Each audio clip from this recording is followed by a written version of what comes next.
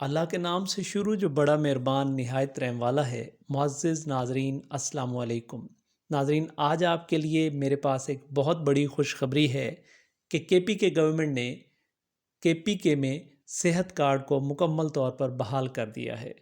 یاد رہے، پچھلی گورنمنٹ نے یعنی عبوری حکومت نے صحت کارڈ کو کے پی کے میں مکمل طور پر بند کر دیا تھا، اور اس کی وجہ یہ بتائی گئی تھی کہ 17 ارب روپے انشورنس کمپنی کو ادا کرنے ہیں، اور وہ ادائیگی کرنے کے لیے ان کے پاس پیسے نہیں تھے، تو اس لیے انہوں نے صحت کارڈ کو مکمل طور پر بند کر دیا تھا۔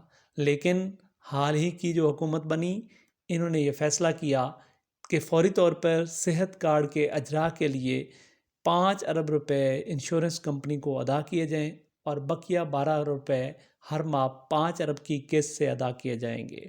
تو اس وقت جو گورنمنٹ موجود ہے، انہوں نے یہ تہیہ کر لیا اور اعلان کر دیا کہ صحت کارڈ کو کے پی کے میں ہر فرد کے لیے، ہر خاندان کے لیے مکمل طور پر بحال کر دیا گیا ہے۔ تو ناظرین، یہ نیوز تھی، آپ تک پہنچائی۔ آپ کو کیسی لگی؟ کمنٹ میں اپنی رائے ضرور دیجیے گا۔ ویڈیو اچھی لگے تو لائک کیجیے گا، شیئر کیجیے گا، اور چینل کو سبسکرائب کیجیے گا۔ بہت شکریہ۔